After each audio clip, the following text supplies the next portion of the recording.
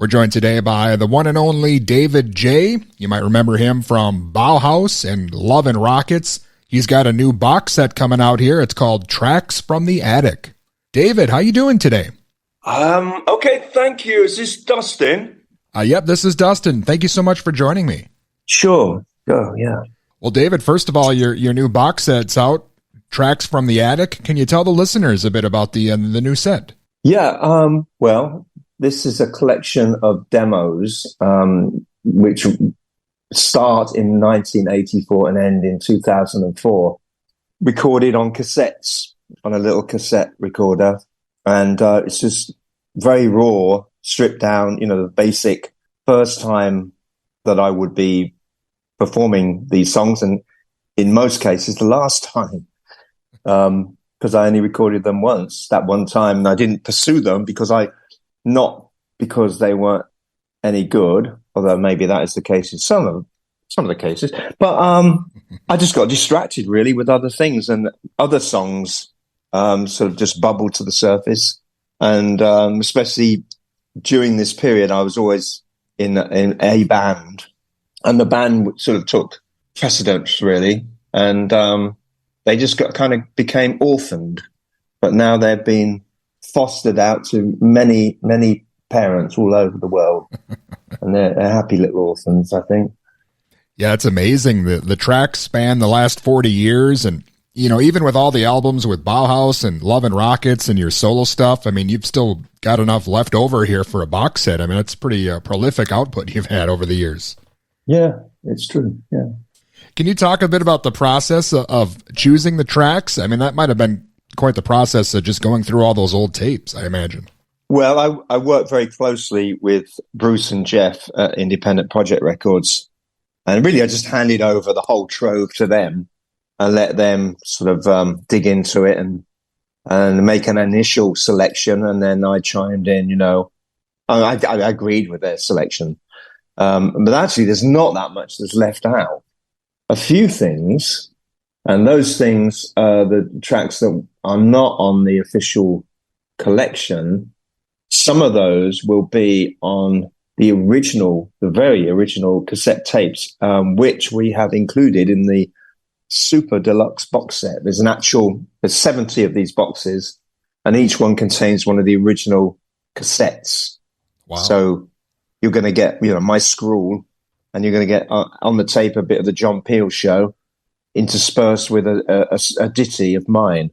And some of them are like just little fragments. And so some of these recordings you'll find on those cassettes. And I really like the idea that there's an actual cassette included in the box set, along with an original piece of art, a painting, where I've used a cassette with the tape spooled out as a kind of stencil and then worked on top of it.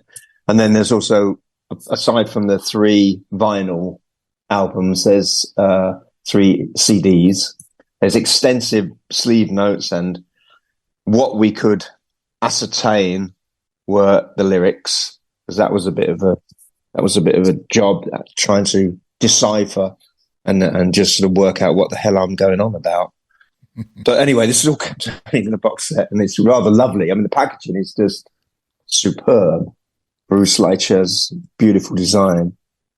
Yeah, it definitely is quite the set, and all the stuff you've got in there you mentioned. And, going through the tracks, it's a lot of songs seem like they probably should have been released back in the day. I mean, they're not just throwaway tracks. You got a lot of stuff that I could have seen on a lot of the albums over the years. Was it just a matter of having too many songs to release all at once, or? Yeah.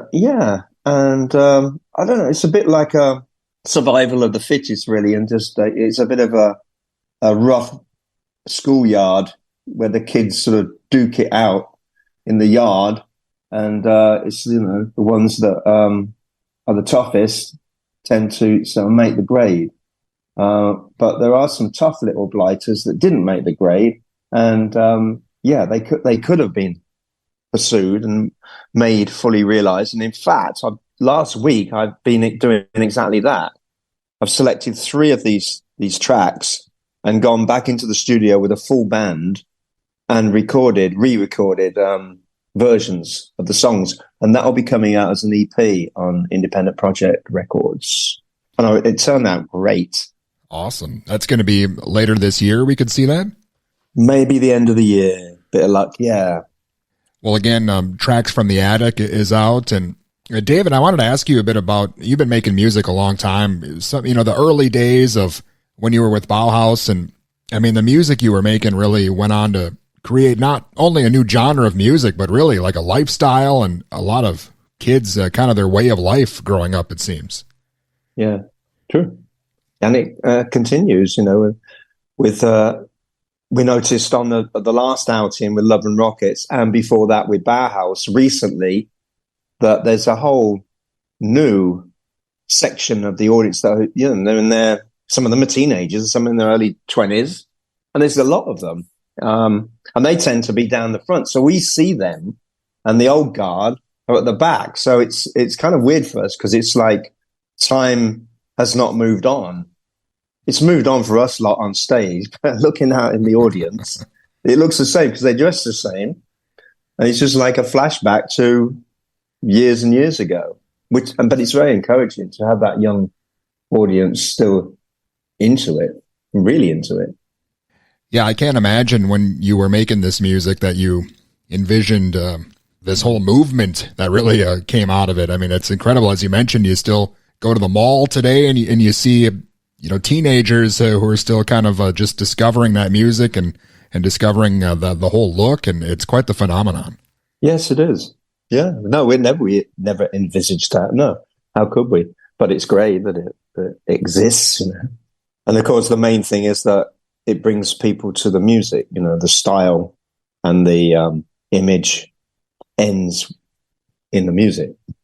Well, David, what's the status of that now with the Bauhaus? So I know you've played some shows recently, and I've heard you were back with Love and Rockets. Are you still involved with either band these days? I'm very much involved in Love and Rockets. Bauhaus really is done, and I know I've said that in the past, but this time it's true. But Love and Rockets, really, yesterday we just announced a big tour with Jane's Addiction. Okay. Where we're going to be playing right across the States, and in August and September. So looking forward to that, because they're old friends of ours, and we took them on tour with us in 87, I believe it was, or 88. And we've remained firm friends ever since then, and, great band. And we have a real deep camaraderie and mutual respect. And I think it's going to be a blast, this tour.